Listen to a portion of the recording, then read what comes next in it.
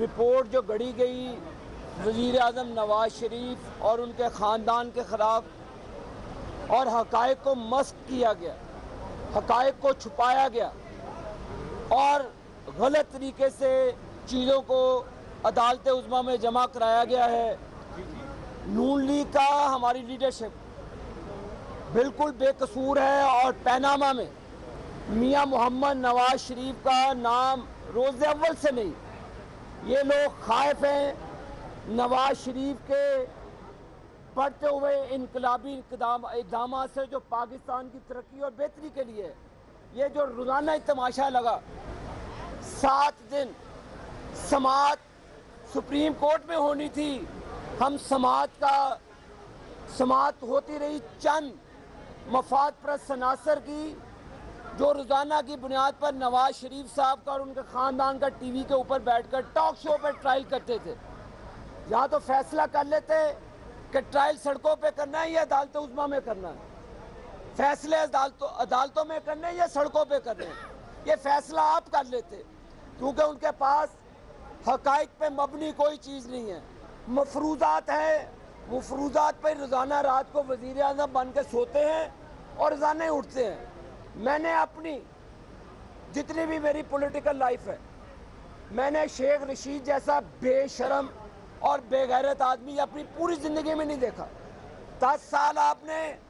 اپنے ناخلق والد پرویز مشرف کے ساتھ مل کر نواز شریف کا احتساب کیا۔ آپ نواز شریف کو چھوڑ گئے، آپ نواز شریف کو دنیا کا سب سے بہترین انسان کہنے والے تھے۔ شکر الحمدللہ آج شیخ رشید جیسے چپڑاسی نواز شریف صاحب کے پاس نہیں ہے، ورنہ حال 99 والا پھر کروا دیتے ہی۔ یہ ہمارا قانونی حق ہے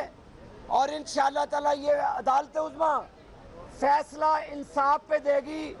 نہ کہ عمران خان کے الزامات پہ دے گی۔ جو یہی سپریم کورٹ، یہی آنریبل ججز انہی شواہد کو، جس کو بیس جے آئی ٹی میں بنایا گیا، اس کو پکوڑے بیچنے والے کاغذات کہہ چکی ہے، اب وہی پکوڑے بیچنے والے کاغذات دوبارہ عدالت عظمیٰ میں آئے ہیں۔ ہم انشاءاللہ تعالی عدالت عظمیٰ پر اور عدالت عظمیٰ کے تمام آنریبل ججز پر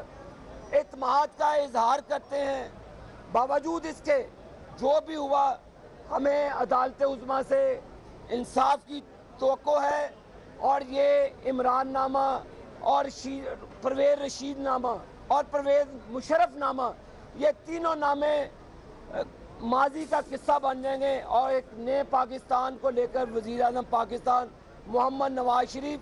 جو ترقی کے سفر کو روکنے کی ان سازشوں نے کوشش کی ہے، انشاءاللہ ان سازشوں کو پنڈی کے گندے نالے میں بہا دیں گے